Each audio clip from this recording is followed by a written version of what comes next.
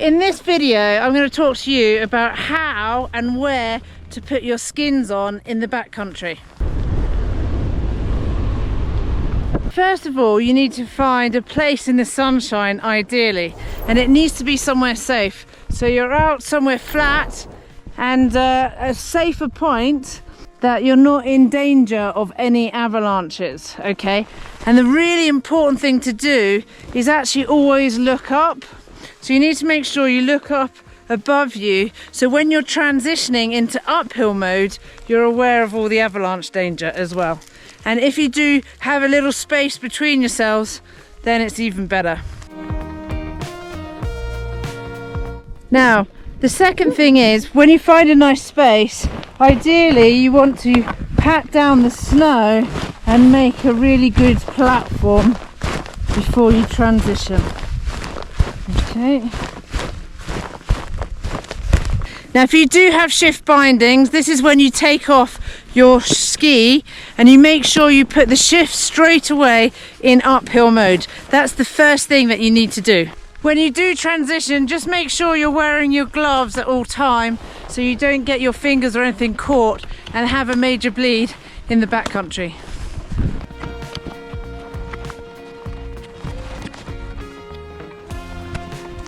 Once you've got your skis into transition, then the next thing is, ideally, just put them in the snow facing the sun to get the bases warmed up. Now this is when you can decide whether you're going to leave the ski to warm up the bases, so then it's easier for the skin to go on, or whether you have no time at all and you just need to go. So today we've got a bit of time. I'm just letting the bases warm up, and meanwhile I'm going to have a quick drink, a very small snack, nothing heavy, okay, and then it's warm enough to actually delayer. So start bold and be cold.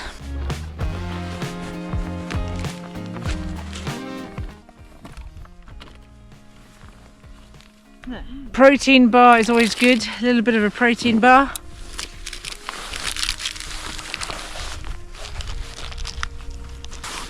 Sun cream, double application of sun cream.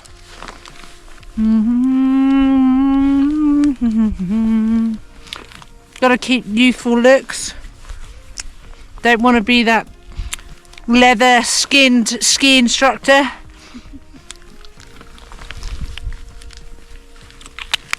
So I make sure I take the shell off, and most importantly, the down. The down jacket doesn't breathe, so you don't want to be going uphill in a down jacket. So shell off and really go down to the base layers if it's warm enough to do so. The helmet comes off, the beanie, bad hairdo, and I normally put a bandana and glasses on. Category 4 glasses. Really important. So category 4 sunglasses on as it's a sunny day and it lets less light in, so it protects your eyes more. So I've just got this shell on at the moment because half of this tour is just in the shade and I get very cold, so I'm going to have the shell on and then I'll probably take it off a bit later. But my vents are going to be undone, which is really important. So when you do buy a jacket, it is so important to buy a jacket with vents under the arm, so you can actually breathe. I just love ski touring. Now, every March I bring with you, with Powder Mad, some ski touring courses based in St. Foy. If you're looking to get into ski touring and you don't know how, or you've done some ski touring before and you want to build on your skills, look at the courses down below. Now it's time to put the skins on. Okay, so with gloves on, really important so you don't cut yourself on the edge, just make sure that the base is really dry. So grab whatever you have. So this is just a goggle lens. Make sure the base is dry and free from any dirt or snow.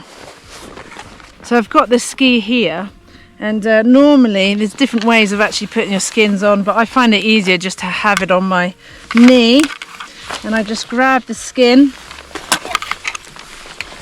Now, the nose clip, just make sure it's in the center, and you want to be pulling the skin towards the tail and making sure that the skin is away from the edges, but it's really tight. Skin is actually away from the edges.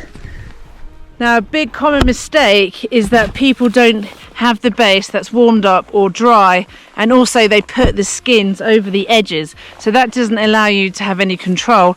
But also the other thing is you don't want skin failure going up the mountain, so you don't want snow coming underneath the skin, which is really important.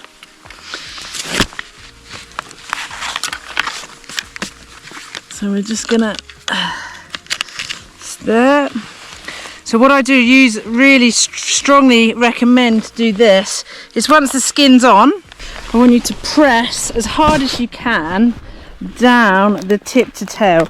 Just make sure that the edges are completely pushed down.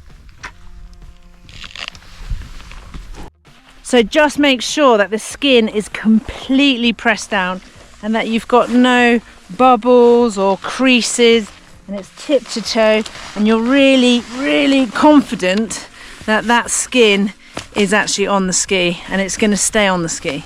Once you do the first ski, then do the second ski, and it's always a good thing to actually go round to your friends or whoever you're skiing with and in the backcountry and double check that everyone's skins are on completely right. Just check in. Okay, that's good. Yeah, perfect. So then I just keep my bag in a top pocket so it's easily accessible, or even the top pocket in my bag, and it just makes life easier for when you transition. You know where your bag is not at, so you know where your cut. Right, so another tip is the skinning bag. What you want to do is make sure you keep it in your pocket so it's close to hand, or even in the top pocket of your bag so it's not buried down underneath, so it makes the transition a lot quicker and smoother when you've finished. If you like more ski touring tips, I've actually written a beginner's guide to ski touring. It's actually down below in the description. Grab that, buy it today, and read up on all the best tips for being out in the backcountry.